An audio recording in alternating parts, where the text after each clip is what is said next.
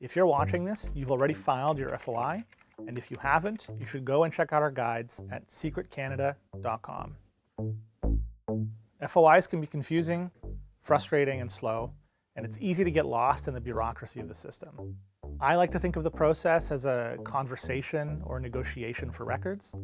Keep that in mind as you navigate the system. So, let's get into it.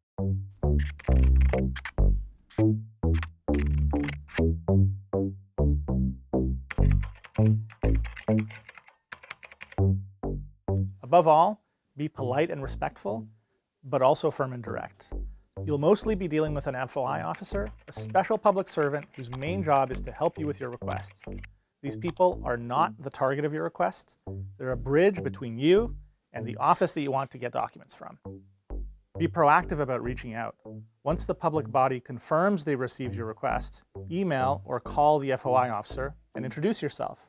It sets a positive tone and tells the officer you'll be staying on top of the request. Document everything and stay organized. Communicate via email if you can, and if you do speak on the phone, email a recap to your FOI officer of what you've discussed. The paper trail will help you months or years later if the request is no longer fresh in your mind or if you need to appeal an FOI decision. Check in as your request due date approaches. This reminds the FOI office that you're keeping your eye on the request and that you're aware of the institution's legislated deadline. Every FOI law has a clause of some sort that says officers have a duty to assist in filing and navigating requests.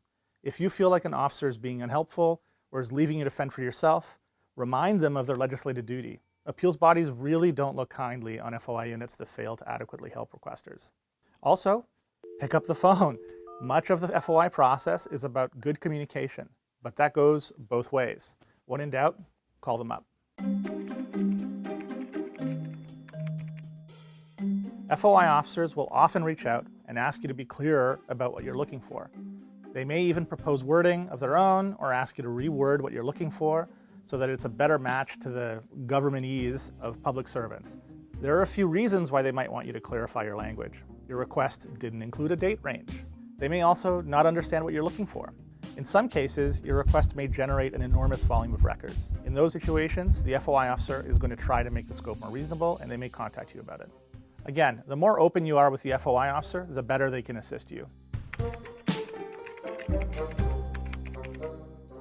First, and most importantly, you can exclude emails or other communications. Emails are easily the most time-intensive to process. Consider excluding them unless you need to see a full account of what public servants were discussing.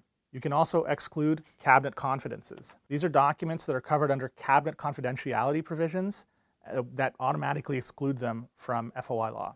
You can also exclude all copies of documents except for final copies or latest drafts. Unless you have to see the revision history of a document, excluding them may drastically reduce the volume of records to be processed. You could also exclude translations or specify a preferred language. You could also split up your requests. It may make sense to split a request into several smaller ones, spreading out the processing effort across different officers. Some jurisdictions allow public bodies to charge additional fees on top of an initial submission, which are meant to cover the time needed to search and redact records. These fee estimates kind of vary widely. They're all over the place. You can get one for $15 or one for tens of thousands. They can also ask for a 50% deposit before processing a request if it's going to cost more than some amounts, usually $100 or so. But again, like everything else, this is a negotiation. If you think the fee estimate is unreasonable, your first step should be to reach out to the FOI office. Ask, what's leading to this fee? What changes do they suggest you make to reduce it? If the office won't budge, you have two options. First, you can apply to that FOI office for a fee waiver.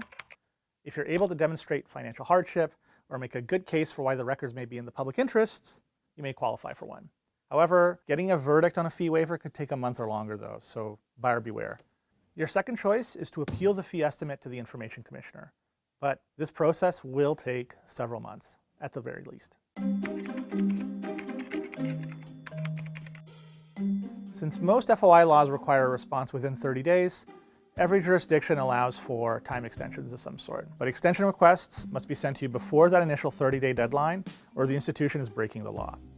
Extensions usually come as a formal letter, often via email, noting the number of days and an explanation of why an extension is necessary. There are only a few grounds on which an extension can be taken, though. First, extra time is needed to review a large number of documents. Second, they may need to consult with other public bodies. And third, they may need to consult with a third party outside of government. If you disagree with an extension, you can try to negotiate again with the FOI office or file an appeal to the Information Commissioner. If you're negotiating, ask for a breakdown of how they arrived at the time estimate. You may want to ask, are certain types of material responsible for the estimate? Could certain records be excluded to speed things up? What do they recommend beyond that? If you clarify your language after this step, be sure to ask for a new extension letter, or the office will still be bound by their initial estimate.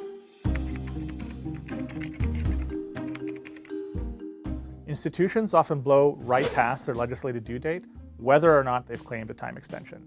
In these situations, you have two options. You can take the gentle route, reach out to the FOI office and ask for an explanation, which also reminds them that you're aware of the missed deadline. Or you can file an appeal. In my experience, there are a few good reasons to appeal delays. For many FOI offices, their performance statistics only consider whether files are on time or not, so the moment your request is late, it gets deprioritized. Appealing may move your files closer to the top of the pile. It keeps the institution accountable since appeals are recorded on their performance stats. Delay appeals are also really simple to file and almost always open and shut cases.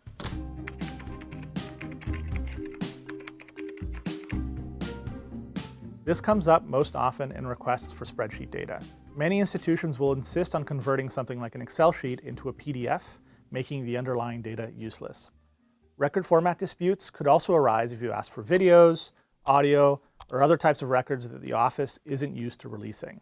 While you could immediately appeal, we recommend first consulting the jurisdiction's legislation. Many FOI laws specify that releases have to be provided in the format requested within reason. Often, reminding them of this is enough to get a new release in the right format. What if your FOI is missing something?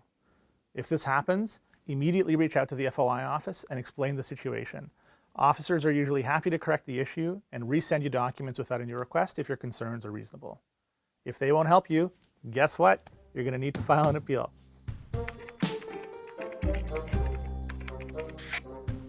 While these issues can be frustrating, there's often not much room for negotiation. The public body can and will apply redactions as it sees fit.